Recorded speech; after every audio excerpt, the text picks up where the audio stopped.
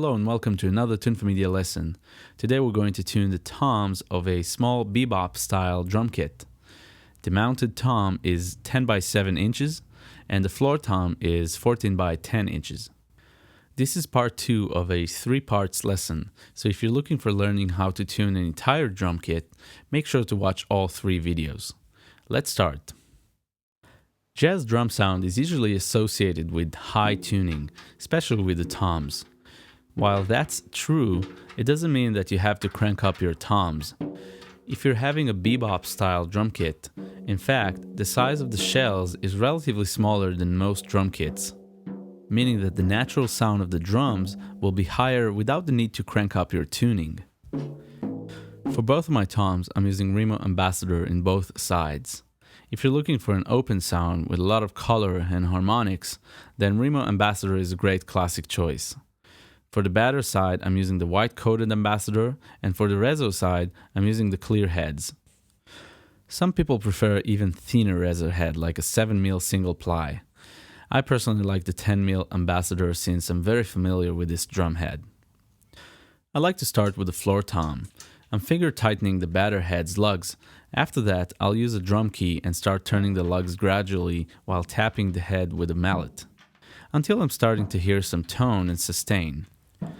Then I'm giving the drum head a firm push to release any potentially stuck points on the drum bearing edges. If the pitch has changed, I will fine-tune the drum. Before going further with the pitch, I'm moving to the Rezo head side and doing exactly the same. I personally like to tune the Rezo head a minor third higher than the batter head. It means 3 semitones higher.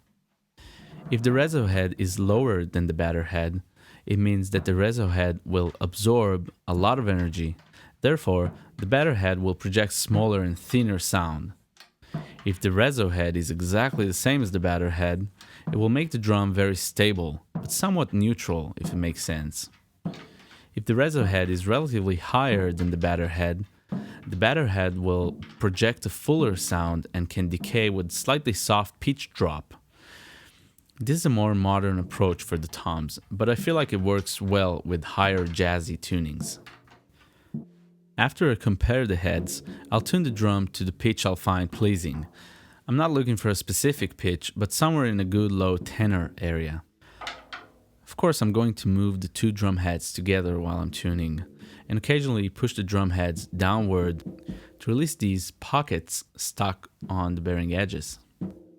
For the mounted tom, I'm going to do exactly the same steps, and I personally like to tune this tom a 4th or a 5th above the floor tom, to get a nice tonal logic for the toms.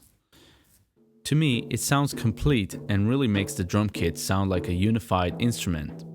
In a 14 and 10 inches toms, I found that a 5th works better because of the natural ranges of the drums. In a 14 and 12 inches kit, a 4th sounds really great. After tuning the toms, it's good to test them with the entire drum kit to hear sympathetic vibrations and unwanted snare buzzes. If the toms are making the snare buzz wildly, before applying muffling, tuning them away from the snare can solve the problem.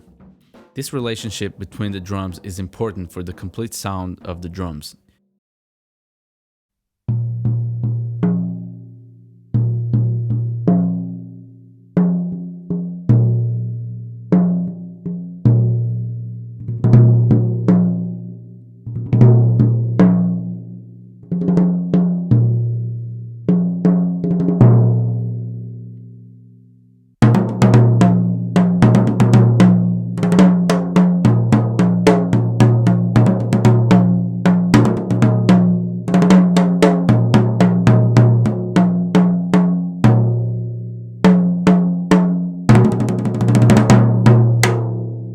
Thank you for watching. If you liked this video, don't forget to subscribe for more.